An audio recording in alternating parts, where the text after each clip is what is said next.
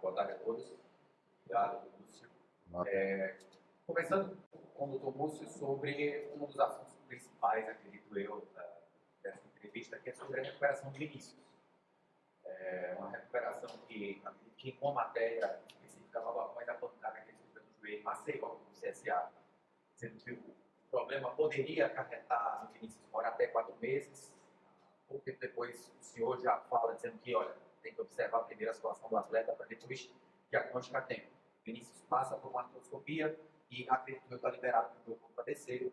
Por favor, boa tarde. Boa tarde a todos. Na verdade, Vinícius ele foi acometido de um trauma no jogo com o CSA, como vocês falaram, e foi diagnosticado uma lesão do menisco medial, tá certo?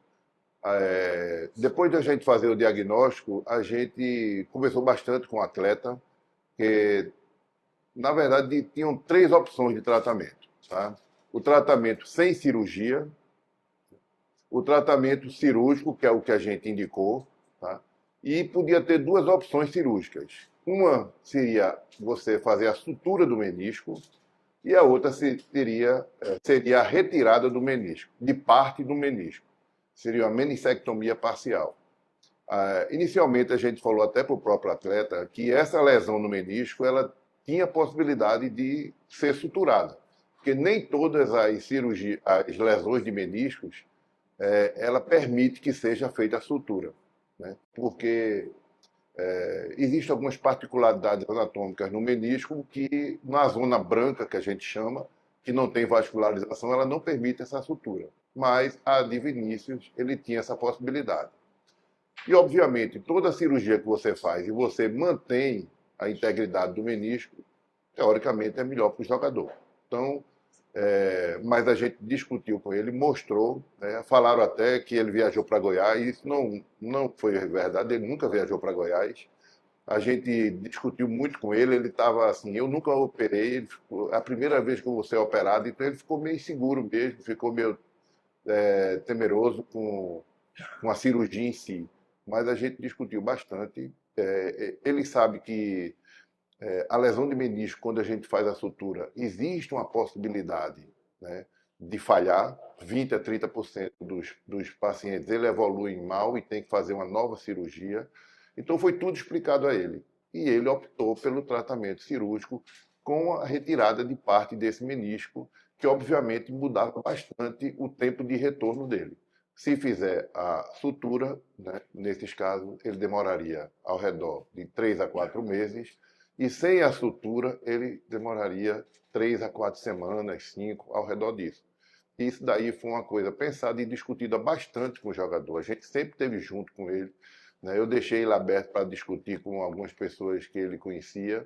Então foi uma coisa combinada. Ele foi operado pelo médico do clube, né, Dr. Marcelo Larrazábal, entendeu? Então, e depois ele foi fazer o acompanhamento. Ele pediu, depois de 6 dias, já no 6º dia de pós-operatório, ele viajou e ele pediu para fazer a recuperação dele fora. A diretoria não se opôs, mas sempre a gente falando continuamente com um colega, né, fisioterapeuta de fora do estado. Então ele nunca ficou desamparado em momento nenhum, como foi divulgado. Isso daí eu acho que o melhor para vocês tirarem até essa dúvida seria conversar com o próprio atleta, né? Mas a gente sempre, desde o começo, tá? Não só desde o diagnóstico, depois do tratamento até a recuperação do atleta, sempre muito junto dele, né? E, graças a Deus, o retorno dele está perto de acontecer, porque foi tudo feito conforme o pré-estabelecido. Ô, doutor, eu vou com o doutor, depois me fala, ligado? Para a gente cortar esse assunto.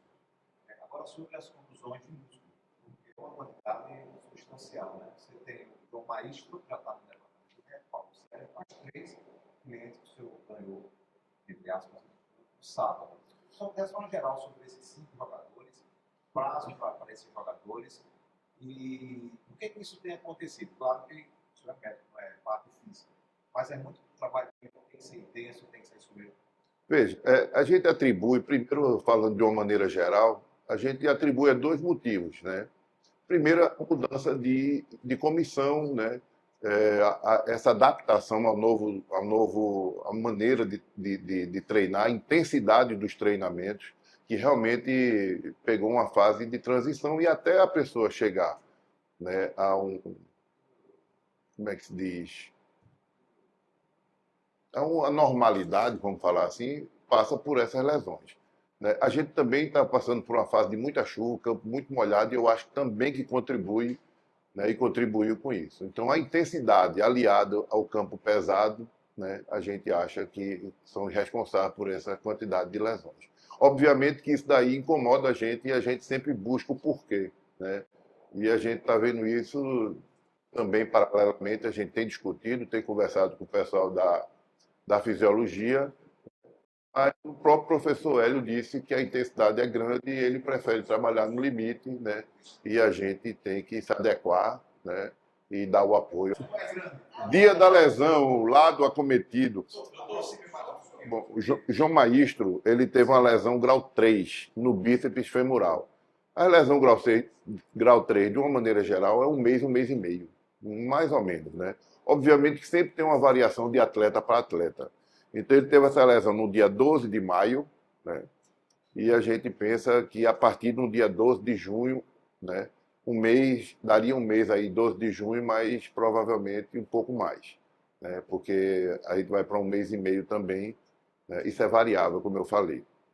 Paulo Sérgio, ele teve uma lesão grau 2 no reto femoral no dia 13, né? Então, ele está com 2 semanas hoje. A gente estava, inclusive, na expectativa dele jogar, né? Só que, aliado a esses problemas, a gente está com virose no clube. Então, alguns jogadores. Hoje a gente afastou 2 também, para não ir para o clube, para não contaminar o elenco inteiro. Então, assim, a gente trabalhando já no limite, né, de recuperação do atleta, e ele pega uma virose e ele vai para casa, né? Primeiro, ele não faz a fisioterapia.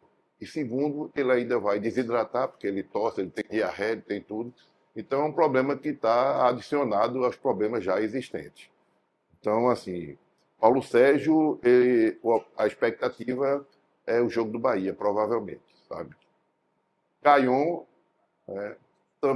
Caion, ele teve uma lesão menor, uma lesão no bíceps, só que ainda tem poucos dias, tem uma semana, né? Tem 8 dias hoje, ainda é pouco, muito provavelmente para esse próximo jogo. Acredito que no jogo com o Bahia ele vai estar à disposição.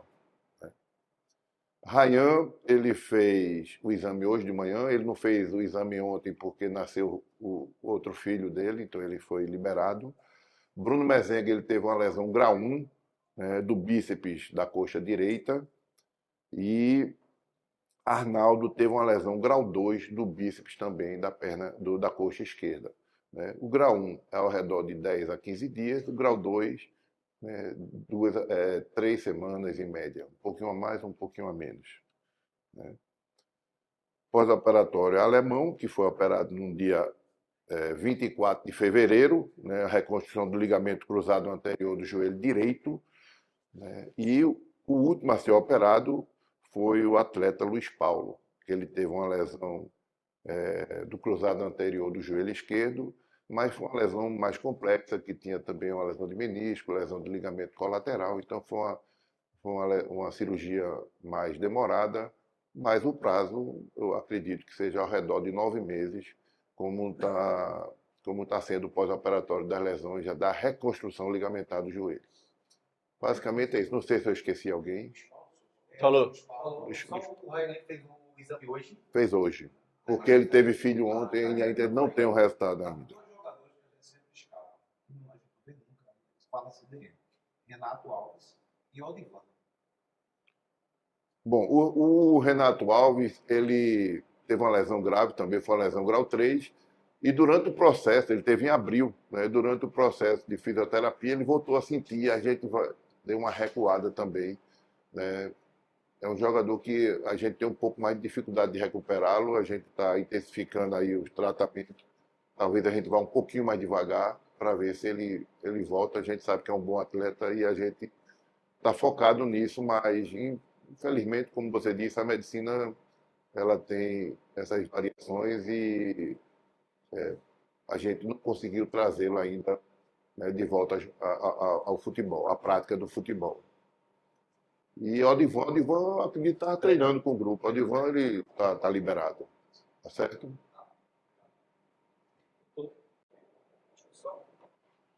Oi. Doutor, boa tarde. Queria que o senhor comentasse, né? A gente sabe muito bem o estilo de trabalho de Hélio, ele faz questão de dizer o quanto que exige muito dos jogadores, que é sempre alta intensidade. Queria que o senhor comentasse do outro lado, né? Até que ponto o senhor acha que, como está sendo feito esse trabalho, dentro desse limite, claro, obviamente a gente sabe que quando ele fala do limite, é um limite seguro, é um limite que, obviamente, dentro da capacidade do atleta e do que o jogo permite. Que relação o senhor pode fazer, se há relação com essa quantidade de lesões e esse, digamos assim, nível de exigência um pouco maior, se a gente pode falar? Na verdade, a gente está com um grupo de fisiologia, a gente tem mapeado muito essas coisas, intensidade do jogador, termografia, tem feito tudo para justamente tentar evitar, né, essa quantidade de jogadores. E, na verdade, não era tão grande. O que chamou a atenção foi, num jogo, a gente perder 3 jogadores por lesão. Então, não sei se foi a condição do campo.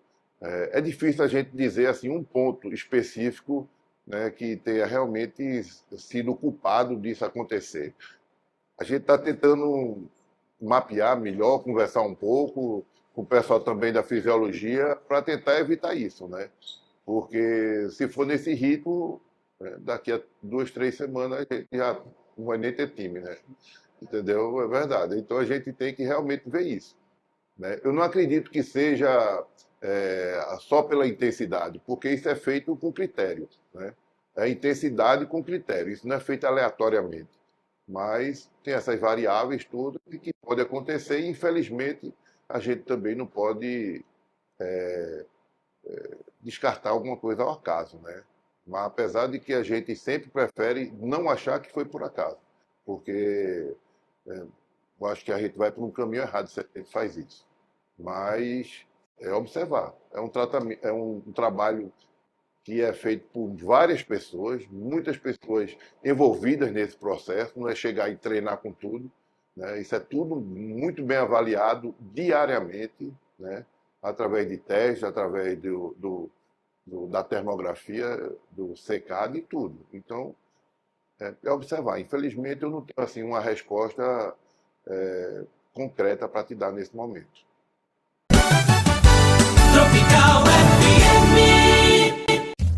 De segunda a sexta, a partir das 13 horas, você curte o programa para todos os torcedores e amantes do glorioso Timbu. Programa Náutico de Coração, com a apresentação da bancada mais alvirrubra da Rosa e Silva. Programa Náutico de Coração. Oferecimento